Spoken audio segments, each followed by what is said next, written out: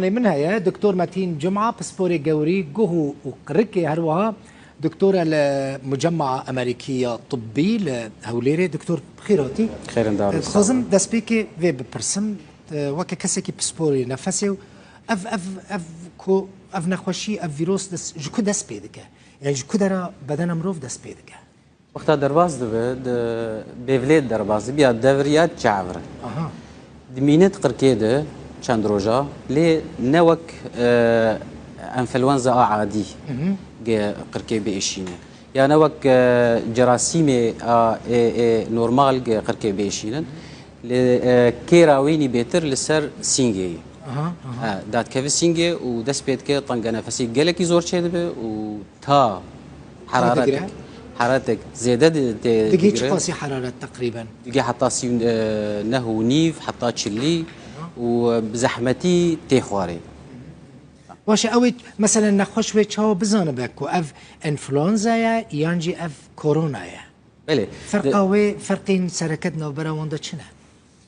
انفلونزا نورمال بليرتي بيتر دي بيفليدنا دقركيدنا نت سينجيدنا دروجا بينجا ششا دات كيف سينجي بيشكي هاجردا كيف ودر دي كورونا او بليرتي ايد بيفلي دي قرتنا بيفلي وهركاندنا ويتنا بيترجي بايشا سينجي وطنقبونا نفسي وكوخكي تيخو يعني كرن وبتايا ويني زيدج تيخو يعني كرن وبروجا كيم ناوبه دي انفلونزا نورمال ده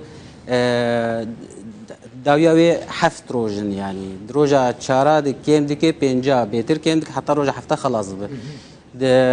کرونا ده هر بردوام دکه او تا زیادت بو زیادت به او کم ناب واش دكتور مثلا تدبير سركت شنا مثلا كسك بحسيا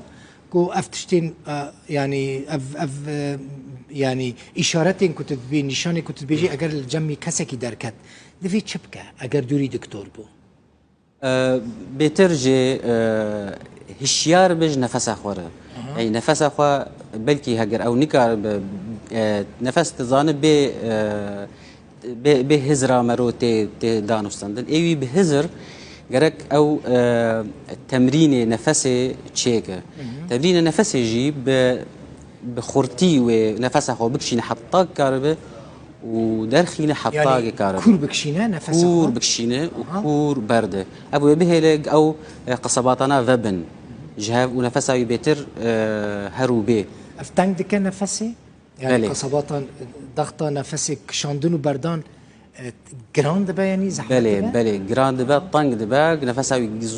قالك بزحمتي دروتي وايش تكف سينغاويده وكي يكي جافي كورونا كتي دغو وكي خنجرك الفيدك مكهفه دست خدا سينغا خو دفيدك كهفه والبشتات دركهفه يعني ايشاوي دجوار كورونا هاجربي خوفناشير يعني باشا مثلا يكين نكاربو خو بقينا دكتور نفس يعني وخارن يان خارن تفيداوي هيا اگر تشتكي المال لبردستان حاضر هبه خو حتى خو بقينا دكتور چای جبری د تناس کرن کو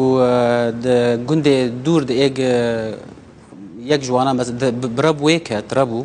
زار ربو تنگ نفسیه دگو چای وخون چند هون چای وخون باش جیره چای او چه گیای اگ امزانن وکی زعتر بری اف باش میرمیه باش جبون نفسی وبشن بلاز كارب خو بيجي تختور باش كي بهتر معرضه يعني كي بهتر حاضره بفين خوشي كذا تدينا دبيجن اختيار يعني براني البحث هو دبيجن اختيار زوبيد كفن جينج يعني بينا كفن لدوه مديت السليماني زارو كي بتشوك جي بي كتبو كي بهتر يعني افيروس بهتر زود خدجينا كي راستي ايج البيشيا روي وي سكني بزاروك بمنظم باختيار بلي ايه بعمر منظم اوانا بيتر كيرا وي في فيروسي الوان هي جبرجو سيستما برجيري نظام المناعه الجموانا كيما بيتر سينكا وان خرات ك دليوان تحملنا ك غورشكي وانا كذا وانا بس حركس فيروس او فيروسي هم بيجي كي دريا كده شانسي خرابه ویلک ام چاو خواجه بپارێزن پاراستن براستی مدیت وەک تشتێک هەیە ئانا وێ ڕۆژ برۆژ وێ چێ ببێ ئەم هێوینە گۆ کۆرۆنا درێژ نەکە لێ وێ کولتورا ژیانە کۆرۆنا وێ چێ ببە ینی بەرێ مەدەست مەسلاف بدەستات کرد ئانا ئەم ناو خۆ تەختۆرە مەسەن مجەمعی طبی ئەمریکی ئەم سلاوە ئەم هەڤێ دەکێت سلاف دەستان نەما دەستا نەما بەلکە دەرێژی بکەیتی ببە کولتورەکەدی کەس دەستان سلاوێژ لەو نەدا گەلێکی ممکنە وممکنە ئانا یەک جانا ئەسخوازم بپشکم بڕاستی ناو خەلکێ دەست فەدیدکم ینی ئەوێ پشکاندنجی بە تشتێکی زەحمەت ناو کولتورێدا بەرگێری سێ خێزێ وێ هەنن سێ خەڵی وێ هەنن یەک ژێ ئەو ئاڤاهیا تو تێدەیە نەهێلک و تشتێکی شەکاتە پێ چێ ببە و یەک کۆرۆنا پێرەیە یانژی ji dervejcîkî nenas ya jî mirovek nenas hat divêt wî kesê han paqij bike hem bi alkoholê hem de şûnê paqij bike û xaseten em tiştek heye ji bala me dire telîfonê me û kilîlê me mifteyê bêrîka me de evana jî wana paqij bikin وەک ئێمە المجەمعی طبی ئەمریکی جارێ me li ber devê derî divê bê paqijkirin بێ تعقیمkirin نigê xwal xwekin ev ê meqem kîsê meqem destê xwe li bikar xwekin û wan maska jî deynin ber devê xwe çil malê bi heger tu çû malê telîfonê xwe û miftê xwe deyne piçkî ew alkolê ser pê paqişke ev xeta yekemîn e xeta duwemîn xweparastina a mirovî li bikatê xwe destê xwe de ku de cihê êk tê herê ji bo kirîn û firotinê ya jî cihê karê te mask dema tizanibe ku wê kesin nenas hebin dora te û mumkin e yanî wek em bînin İtalya